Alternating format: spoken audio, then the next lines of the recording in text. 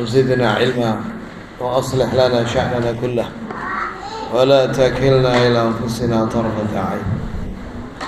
أما بعد، تفضل يا أستاذ، تفضل يا أخي الكريم. بسم الله الرحمن الرحيم. الحمد لله رب العالمين، وصلى الله وسلم على نبينا محمد وعلى آله وأصحابه أجمعين. اللهم إنا نسألك، اللهم اغفر لنا ولوالدينا ولأستاذنا ولجميع المسلمين. آمين. قال الشارح حفظه الله تعالى: تعالوا أي هلموا وأقبلوا، أتلو أقصص عليكم وأخبركم.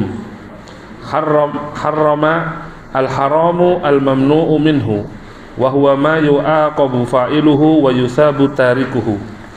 الآيات أي إلى آخر الآيات الثلاث من سورة الأنعام، من قول قل تعالوا إلى قول في ختام الآية الثالثة ذلكم وصاكم به لعلكم تتقون. Baik.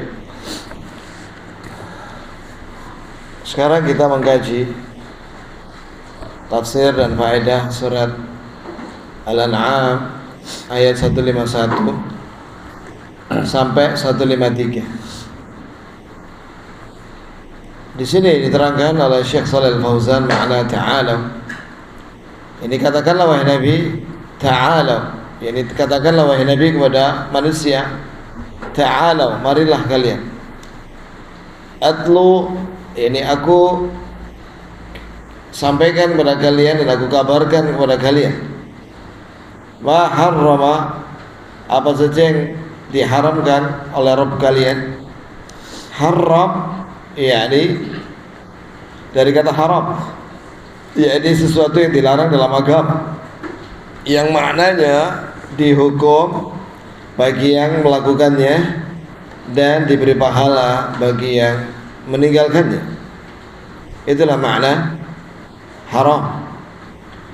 Alaikum, yakni apa saja yang nanti akan saya bacakan kepada kalian, apa saja yang diharamkan oleh Rabb kalian kepada kalian, yaitu dalam surah ini Al-An'am ayat 151 sampai 153. Nah, kemudian makna secara globalnya dan isi daripada tiga ayat itu.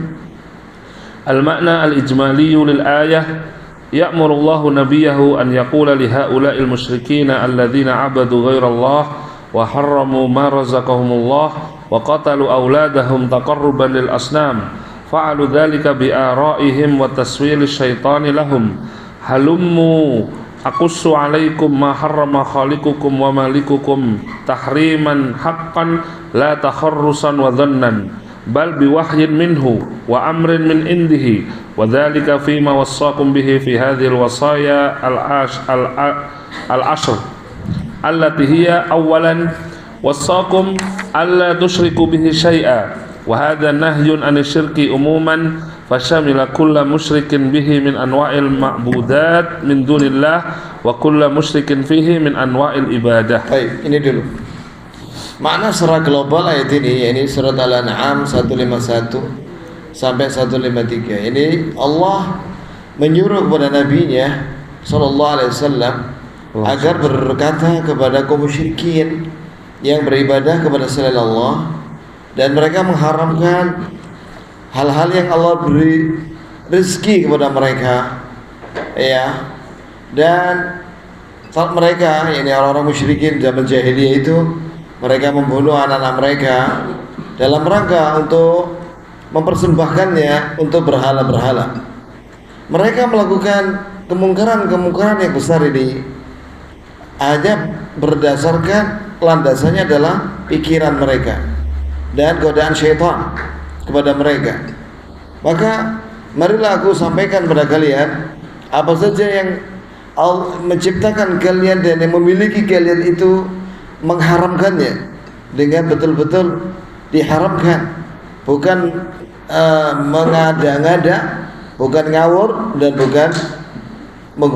bukan prasangka, tapi ini betul-betul wahyu dari Allah dan perintah dari sisi Allah. Nah, ini ada 10 wasiat. Ini yang dikenal dengan al-wasaya al-ashr, 10 wasiat dari Allah yang terkandung dalam surat Al-An'am 151, 153. Yaitu satu, yang pertama adalah Allah Ta'ala berwasiat kepada kalian agar kalian jangan berbuat syirik. Ini jangan menyerahkan ibadah kalian kepada selain Allah. Ya, ini larangan dari semua kesyirikan. Ya, maka terkandung di dalam ini ya, semua orang musyrikin yang menyerahkan ibadahnya kepada selain Allah. Dan begini ya jamaah, ini ada tambahan penting ya. Apabila Allah Azza wa Jalla melarang sesuatu, idza nahallahu an syai' amara bididdihi. Jika Allah Azza wa Jalla melarang sesuatu, berarti Allah menyuruh lawannya. Jika Allah Azza wa Jalla melarang dari syirik, berarti Allah Azza wa Jalla menyuruh kepada tauhid. Paham ya jemaah? Dan tauhid itu adalah ifradullah bil ibadah, yaitu menyerahkan ibadah hanya untuk Allah. Bahkan hidup ini untuk mencari ridha Allah, sebagaimana Allah Azza wa Jalla berfirman, "Qul inna salati wa nusuki wa mahyaya wa mamati lillah." Katakanlah wahai Nabi kepada manusia, sesungguhnya salatku dan sembelihan kurbanku ya, dan hidupku di dunia ini dan matiku, yakni semua ucapan dan perbuatan termasuk amalan hati itu lillah, harapkan ridha Allah Jalla fi'ula wa fi 'ali sama, ya, Allah yang maha agung dalam ketinggiannya. Nah, kemudian inilah ya ikhwani tujuan Allah Azza wa Jalla menciptakan kita agar kita menyerahkan ibadah hanya untuk Allah. Wa ma khalaqatul jinna wal insa illa liya'budun. Tidaklah aku menciptakan jin dan manusia kecuali agar jin dan manusia beribadah kepada aku saja. Yani tauhid, yani ikhlas. Dan berlawan daripada ikhlas dan tauhid adalah syirik. Maka syirik itu merupakan larangan yang paling besar. Dan sudah belum ya. Nanti pada bab al-khawf min asy-syirk itu akan dibahas secara detail apa saja akibat buruk dari syirik. Yang kedua, wasiat yang kedua, Thaniyan wa wassakum an tuhsinu bil walidaini ihsana bi birrihima wa hifdzihima wa siyanatihima wa ta'atihima fi ghairi ma'siyatillah wa tarki taraffu'i 'alaihima. Nah, ini dia yang kedua. Perintah yang kedua, wasiat yang kedua dari Allah kepada kita agar kalian berbuat baik sama kedua orang tua kalian dengan melakukan kebaikan apa saja yang kalian mampu untuk melakukannya, dan menjaga keduanya dan memperhatikan keduanya dan mentaati keduanya dalam hal yang ma'ruf bukan maksiat, dan jangan sombong di hadapan keduanya. Jadi ikhwan sekalian, barakallahu lana wa lakum, perintah yang besar yang nomor 2 setelah tauhid adalah agar kita berbuat baik sama kedua orang tua kita ya ikhwah. Ya, jangan cuek dengan orang tua. Perhatikan orang tua, perhatikan kebutuhannya. Wajib itu berbuat baik sama orang tua, hukumnya wajib. Karena di sini diperintahkan oleh Allah, dan perintah Allah itu berarti apa? Wajib. Nah, jika Allah menyuruh kita berbuat baik sama orang tua, berarti apa? Melarang kita dari durhaka. Lawannya yaitu apa? Durhaka sama orang tua. Lanjut yang ketiga. Salisan wa wassakum alla taqtulu auladakum min imlaq, ay la ta'idu banatakum wa la taqtulu abna'akum khasyatal faqr. Fa inni razikukum wa razikuhum falastum tarzuqunahum bal wala tarzuquna anfusakum. Allahu Akbar. Yang ketiga, ikhwan, Allah berwasiat kepada kalian semua agar kalian jangan membunuh anak-anak kalian karena takut miskin, baik laki atau perempuan. Jangan dibunuh dengan alasan nggak bisa ngasih makan, dengan alasan takut fakir, miskin. Kenapa? Sebab Allah berjanji akan memberi rezeki kepada kalian, wahai orang tua, dan Allah akan memberi rezeki kepada anak-anak kalian, yaitu mereka itu, anak-anak itu. bukanlah kalian memberi rezeki kepada anak-anak itu, bahkan ini Allah yang memberi rezeki kepada anak-anak itu, bahkan Allah memberi rezeki kepada kalian. Wallahi ini hak. Maha memberi rezeki yang pertama siapa? Allah Subhanahu wa ta'ala. Sebagaimana Allah Azza wa Jalla berfirman, wa ma bikum min ni'matin fa min Allah. Semua nikmat yang Allah beri kepada kita itu dari Allah semata. Itu harus kita yakini. La haula wala quwata illa billah.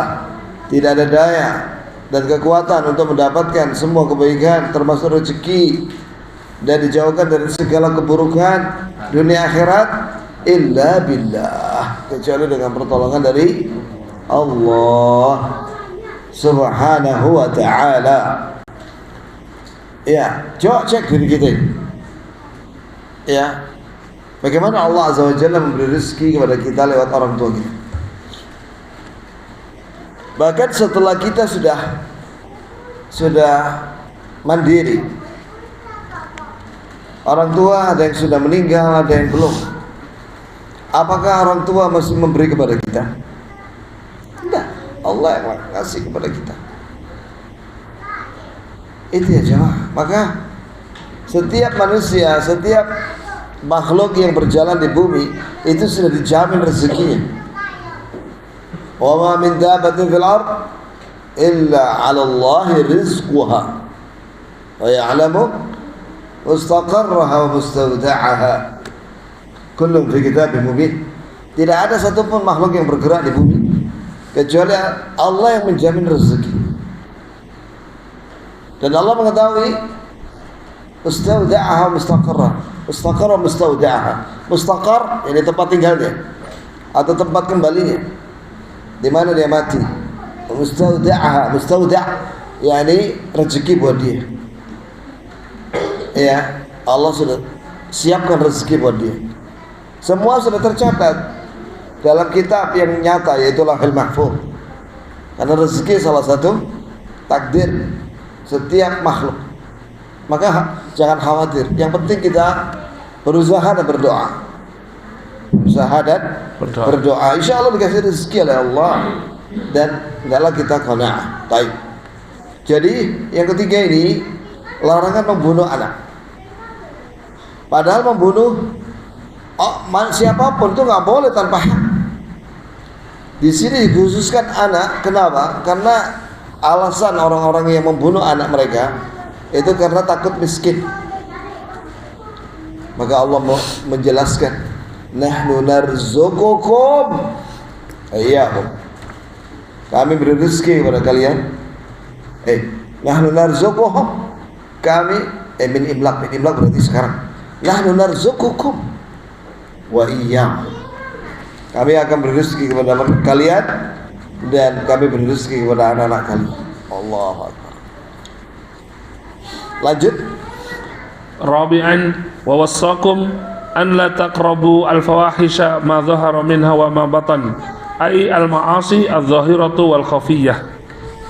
Ya, wa la taqrabu al-fawahish ma dhahara minha wa ma batan. Ini Allah Azza wa Jalla berwasiat kepada kita, ini yang keempat ya, Pak. Jangan mendekati perbuatan fahisyah. Fahisyah itu maknanya kata Syekh Shalih Al-Fauzan di sini seluruh maksiat. Adapun ma dhahara minha maknanya yang dilakukan terang-terangan di depan umum. Wa ma batan yang disembunyikan maksudnya yang dilakukan sendiri sembunyi tidak di hadapan manusia. Kenapa? Karena Allah Maha melihat, basir. Allah Maha melihat perbuatan seluruh hambanya. Maka mari kita perhatikan ini. Dan jika manusia berbuat salah, segera minta ampun, segera bertobat. Karena dengan taubat itu maka Allah akan ampuni dia. Selama dia melaksanakan taubat nasuha, walaupun dia tergelincir setiap hari 100 kali dan dia bertobat 100 kali, Allah ampuni. Iya. Sebagaimana Allah Azza wa Jalla berfirman dalam diskusi, ya ibadi innakum tukhti'una bil-laili wan-nahar wa ana aghfiru dzunub jami'a fastaghfiruni aghfir lakum.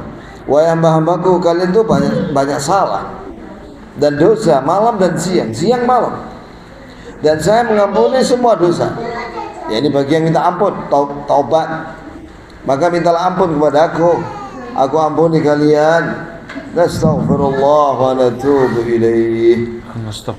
Kita minta ampun kepada Allah dan kita bertobat kepada Allah Subhanahu wa ta'ala dari semua dosa. Amin ya Rabb. Amin ya rabbal alamin. Yang kelima, khamisan wa wasaqum alla taqtulun nafs allati haramallahu qatlaha wa hiya an-nafsul mu'minatu wal mu'ahidatu illa bil haqq alladhi yubihu qatlaha min qisasin aw zinan ba'da ihsan aw riddatin ba'da islam. ya, setelah itu yang kelima, Allah berwasiat pada kalian agar kalian jangan membunuh makhluk yang bernyawa. Jiwa yang diharamkan. Yang diharamkan itu dibunuh. Di sini maksudnya berkaitan dengan manusia ya. Pertanyaannya, apakah seenaknya kita boleh membunuh hewan? Yang mana hewan itu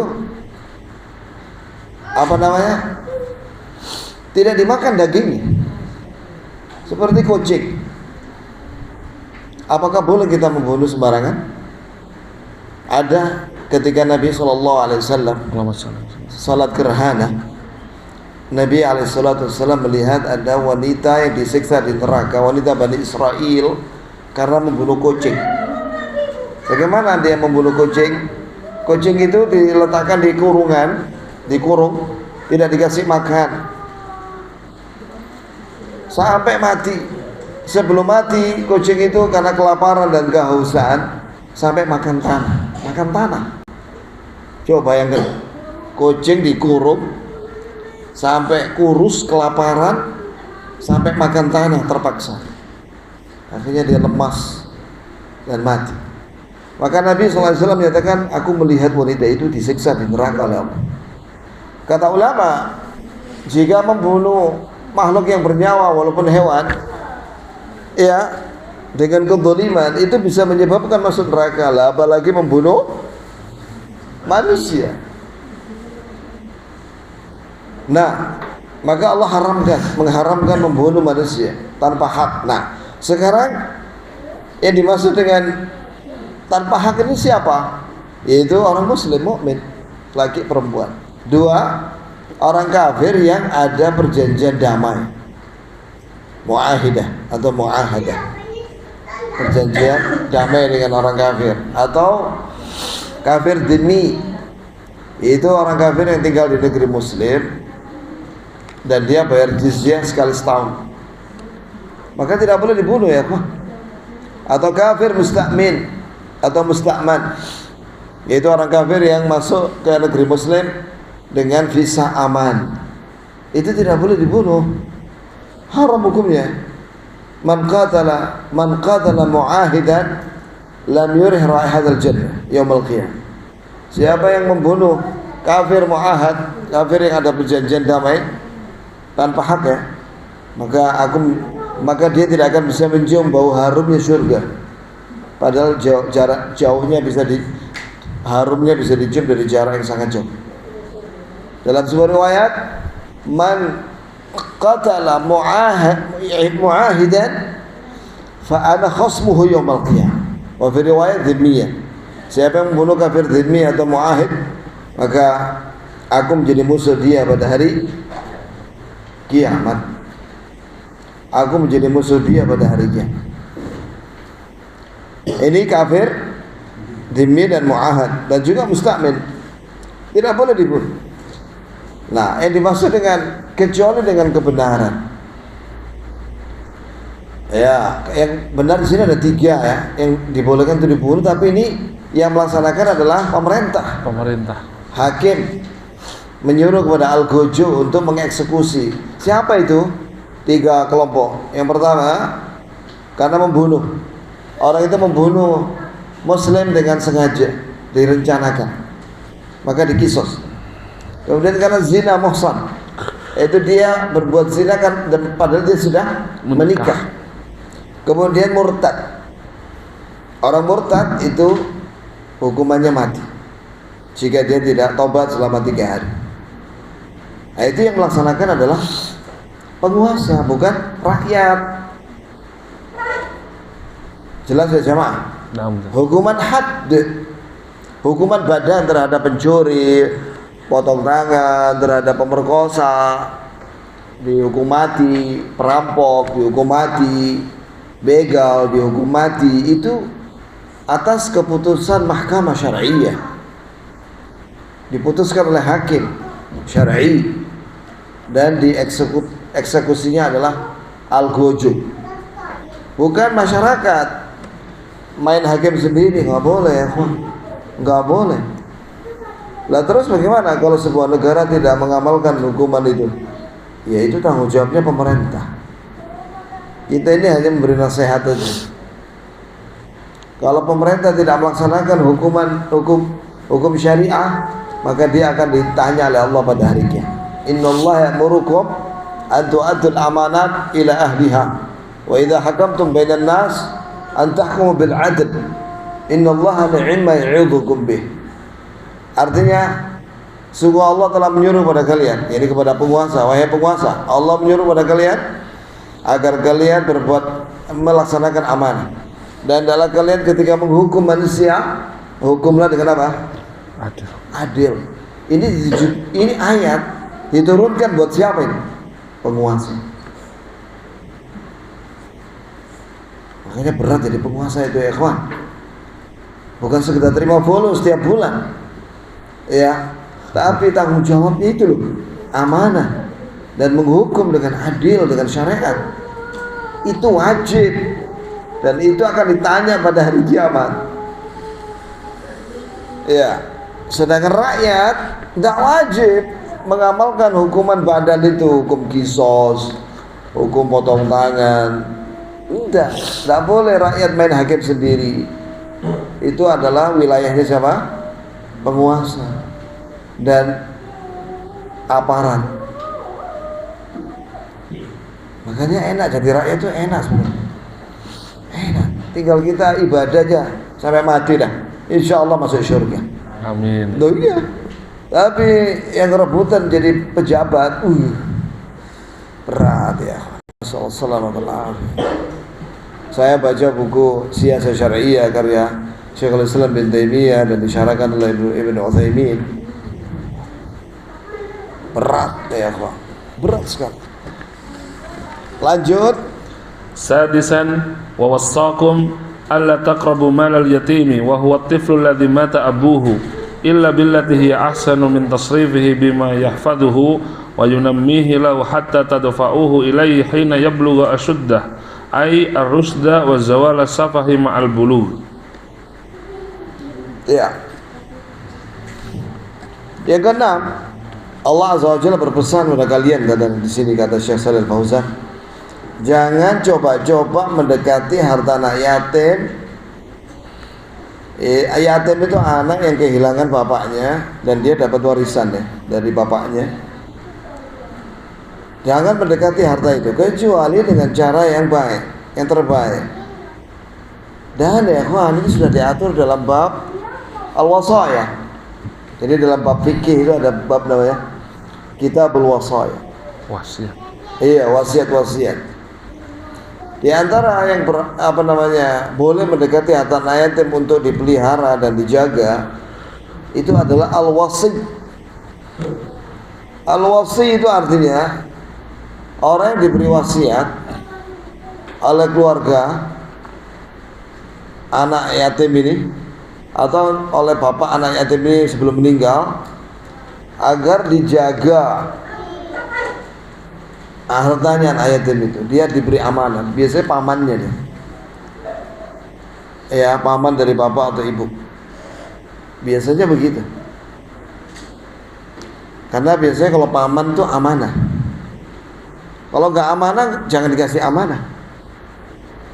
Serahkan sama yang amanah, paman yang amanah, atau kakek, atau paman. Al-wasi pokoknya orang yang diberi wasiat, baik dengan lisan atau tulisan. Nah, yang diberi amanah ini namanya al-wasi ini, yang diberi wasiat ini. Maka dia harus hati-hati menjaga harta anak yatim ini. Kalau dia misalnya berupa ruko, ya, jangan dibiarkan gitu aja ruko, tapi disewakan. Disewakan supaya apa? Menghasilkan apa? Fulus. Nah, dengan fulus itu dia bisa membiayai anak yatim itu sampai sekolah tinggi. Itu ya kawan. Kalau dia kaya, nggak usah ngambil lah. Ya, nggak usah ngambil upah. Kalau al-wasinya orang kaya. Tapi kalau al-wasi ini miskin, ya, tidak ada kerjaan, dia pengangguran, maka boleh dia makan dari hasilnya secukupnya.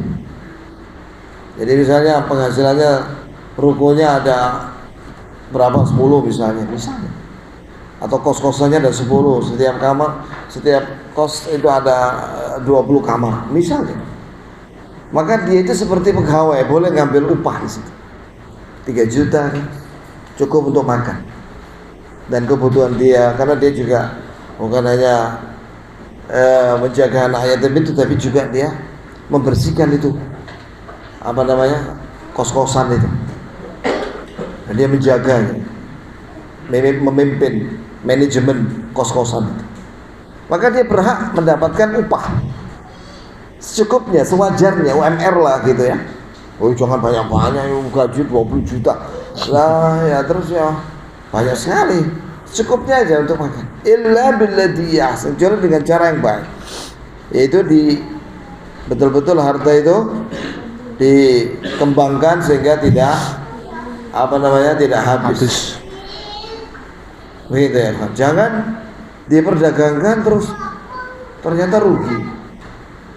Ini ceroboh ini. Misalnya si wasi ini ngambil hartanya anak yatim, uang digunakan untuk bisnis, dan dia nggak tahu ilmunya, akhirnya hilang duit itu. Nah, ini ceroboh. Maka harus hati-hati. Yang aman itu menyewakan aja aset-aset, menyewakan aset-aset, atau harta uang itu dirupakan jadi aset yang bisa disewakan. Begitu ya jemaah. Kemudian, ya, kalau bisa dikembangkan hartanya anak yatim itu, jangan sampai berkurang.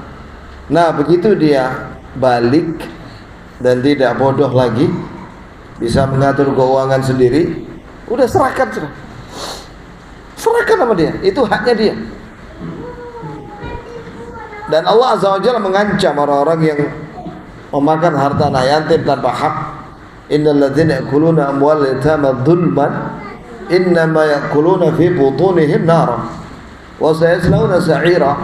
Suara orang yang makan harta anak yatim tanpa hak, sebenarnya dia makan api dalam perutnya, dan dia pada hari kiamat akan masuk ke neraka.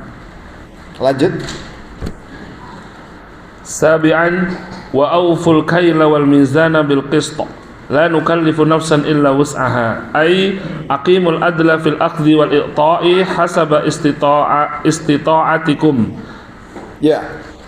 Yang ketujuh, Allah Azza wa Jalla berfirman, hendaklah kalian menyempurnakan kail. Kail itu ukuran panjang dan lebar. Ya. Mizan itu berat. Dimulai dari kilo, liter, ton, kuintal, ton, dan seterusnya. Maka sempurnakanlah itu dengan adil. Ya, ini berusahalah untuk betul-betul memenuhi takarannya.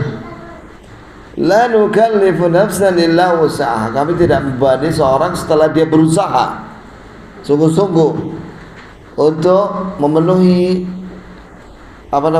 timbangan itu dengan jujur.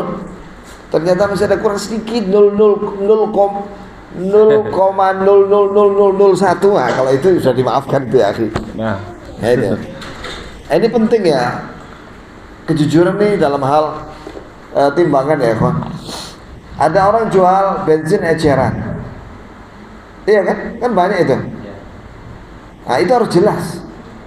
apakah itu liter atau botol. Kalau antum jual botol, tulis saja per botol sekian. Jujur dah, apa adanya deh. Jangan dibilang per liter sekian. Lah, memang di botol itu 1 liter betul. Nah, sebaiknya jangan bilang liter deh, 1 botol lah. Per botol sekian. Itu lebih jujur daripada liter yang ternyata dikurangi 1/3 ya, atau 1/5. Jangan begitulah. Ya. Itu terancam wailul lil mutaffifin, celaka orang-orang yang curang. Ya, jadi Allah Azza wa Jalla menyuruh kita untuk adil dalam muamalat, baik dalam membeli atau menjual. Jangan sebaliknya, ketika membeli minta ditambah-tambahi diskon, tambah promo, tambah apa nih? Tambahan bonus. Tapi kalau menjual dikurang. Nah ini nggak adil, ini curang. Begitu ya. Begitu pula dalam hal hak-hak manusia. Wala tabkhasun nasi asya'ahum. Jangan kalian mengurangi hak-hak manusia.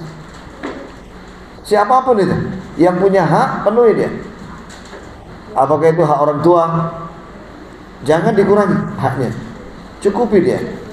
Haknya istri, haknya suami, haknya anak-anak, hak orang yang punya hak, seperti pegawai, seperti pembantu, buruh, ya, buruh pabrik atau buruh yang menjadi bawahan dia, itu dia punya hak, kasih dia. Sebelum keringatnya kering, kan, bayar dia. Itu penting ya jamaah masalahnya. Jadi berikan hak orang yang memiliki hak.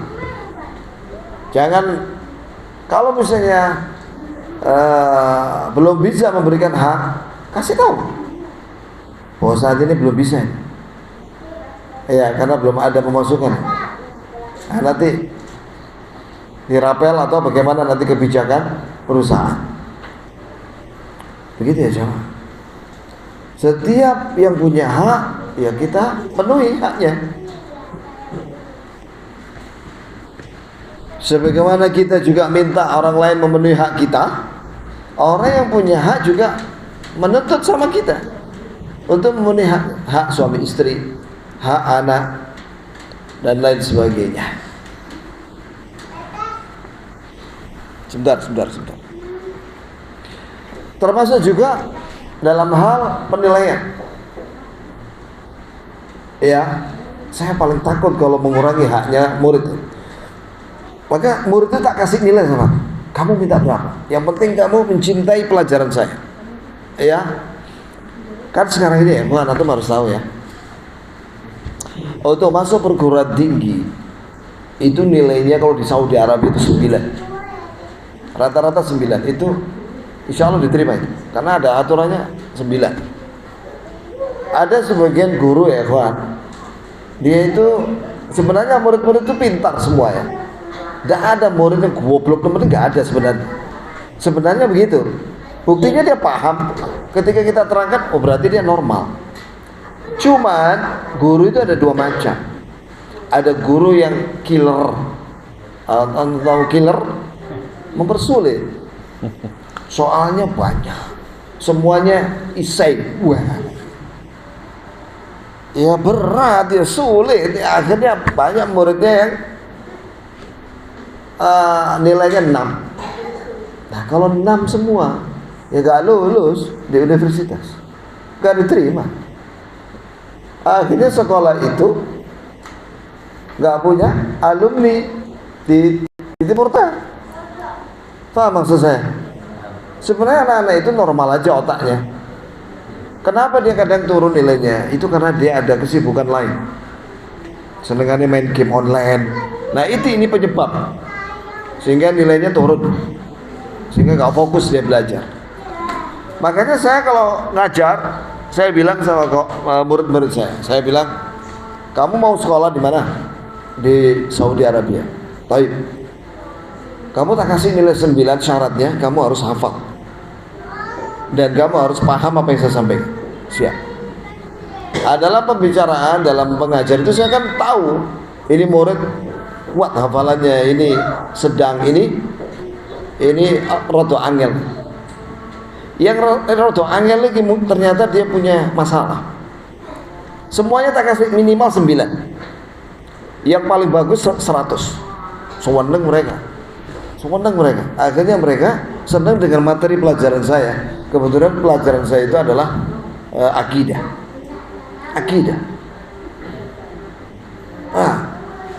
Sehingga mereka senang dengan akidah Ahlus Sunnah wal Jamaah. Loh kan bagus toh? Bagus. Gitu ya, kawan. Saya bukannya memarkup, bukan. Mereka bisa jawab pertanyaan, cuma pertanyaan ujian cuma 2.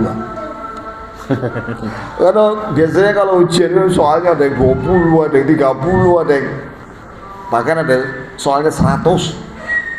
Waktunya 90 menit. Nah, itu ya apa coba? Wah. Stres itu santri-santri itu kalau soalnya 100, walaupun ABCD ya, dari 100 waktunya 90 menit. Saya ini soalnya cuma 2 dan itu gampang, jadi saya tidak memarkup, kasih nilai sesuai dengan jawaban dia.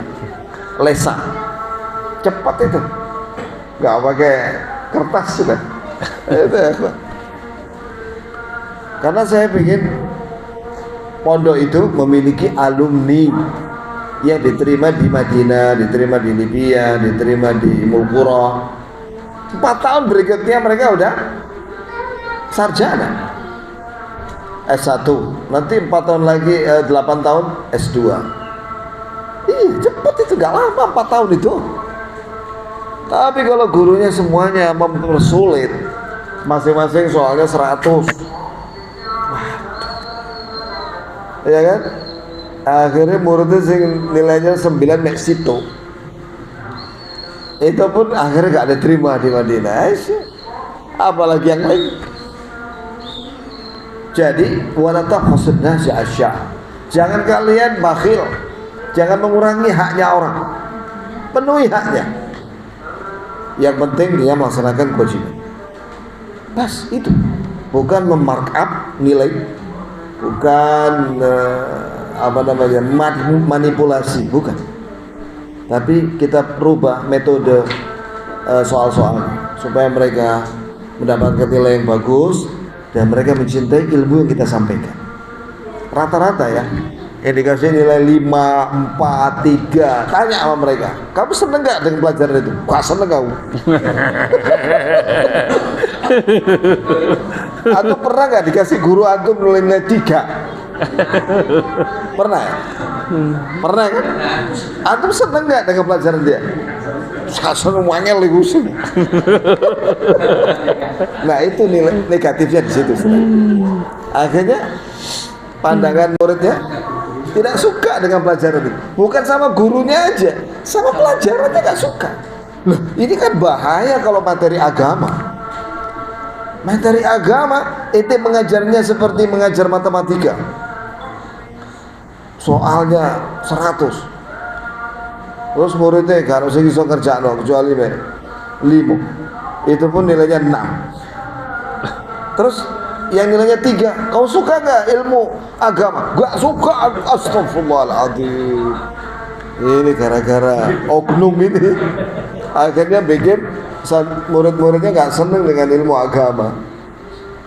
Oh, itu dia, Allah musta'an. Lanjut. Thaminan, wa idza qultum fa'dilu walau kana dha qurba. Amara bil adli fil qawli 'ala al qarib wal ba'id ba'da al amri bil adli fil fi'li. Baik. Di sini kata penulis, wasiat yang ke-8, Allah Azza wa Jalla berfirman, jika kalian berbicara, berbicaralah dengan adil, walaupun terhadap kerabat. Ya ikhwan, adil itu apa? Adil itu maknanya wad'u syai' fi mahallih, meletakkan segala sesuatu pada tempatnya. Ini dibutuhkan ilmu ya, baik dalam masalah agama atau masalah dunia. apalagi dalam persoalan kriminal. Ya, pokoknya ini umum. Jika kau berbicara, berbicaralah dengan adil, yakni tempatkan segala sesuatu pada tempatnya dengan benar, ya, dan ma'ruf tentunya. Makanya sesuai dengan hadis Nabi, man kana yu'minu billahi wal yawmil akhir falyaqul khaira au liyasmut au liyaskut. Barang siapa yang beriman kepada Allah dan hari akhir, hendaklah dia berbicara yang baik-baik saja. Yang baik saja. Yang baik itu ya adil. Adil itu ya baik. Ma'ruf. Ya, itu ya jamaah. Walaupun terhadap kerabat. Ya, ini walaupun dalam kondisi yang berat, menjadi saksi yang memberatkan kerabatnya yang dia cintai karena hubungan nasab. Karena dia tahu tentang kerabatnya ini perampok, akhirnya dia jadi saksi. Sama polisi dimintai persaksian, maka dia harus bicara yang apa adanya, yang benar. Apa yang kau ketahui tentang adikmu? Oh ya, adik gue mulai cilik aja nih betik gitu. Iya, dia juga senengane mabuk, senengane narkoboy, ya. Apalagi selengki, mana istilah selengki barangnya, dan yang lainnya, ya, senengannya mendem orang ini, waduh, wah, ya sudah. Jadi dia dimintai saksi tentang adiknya, dia sampaikan apa adanya, jangan membela. Itu ada kasus, ada seorang paman itu melindungi ponakannya yang memperkosa dan membunuh itu, akhirnya dia jadi tersangka juga, karena dia melindungi ponakannya, disembunyikan di rumahnya yang kosong gitu, di genteng, di mana? Ipian nih. Akhirnya dia kena juga, masuk penjara kan, paman. Nah ini paman yang tidak adil, menyembunyikan kebenaran, membela adiknya yang jahat, kriminal. Maka hati-hati ya kawan. Kita ini harus berusaha untuk benar dan ma'ruf dan baik dan adil dalam semua ucapan. Jika kita tidak bisa berbicara yang baik, sebaiknya apa? Diam. Kadang saya ditanya, ada orang gitu ya, kondisi hati lagi tidak nyaman, saya diam aja. Takutnya kita bicara tidak ma'ruf, apalagi dalam kondisi marah. Kalau lagi marah jangan bicara, hati-hati. Kalau lagi marah jangan bicara kecuali yang hak. Allahumma inni as'aluka khasyataka fi ridha wal ghadab. Ya Allah, aku minta kepadamu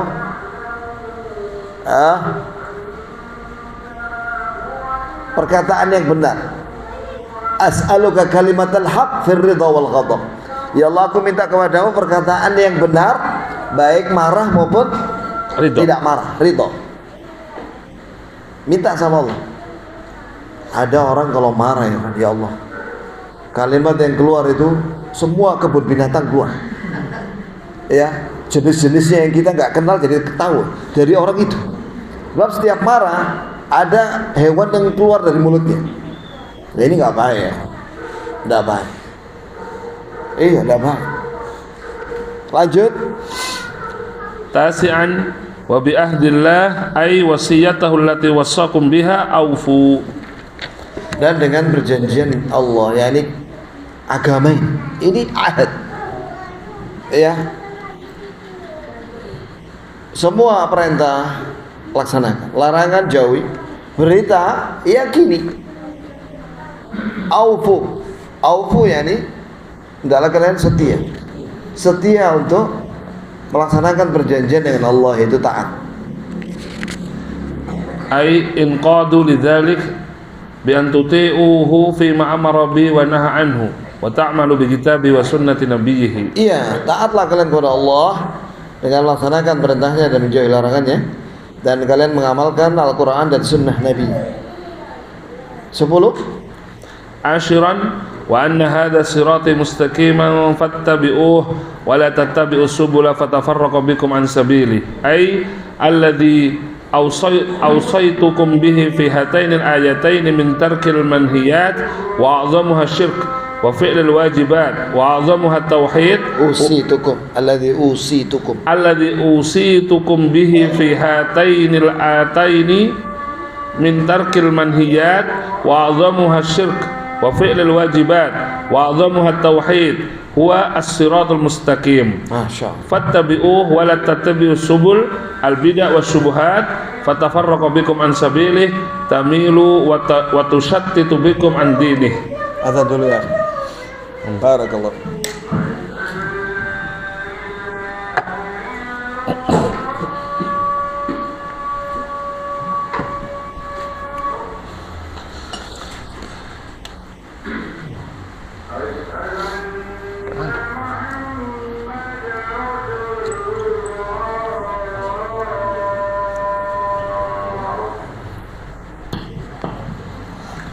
Allahu akbar, Allahu akbar,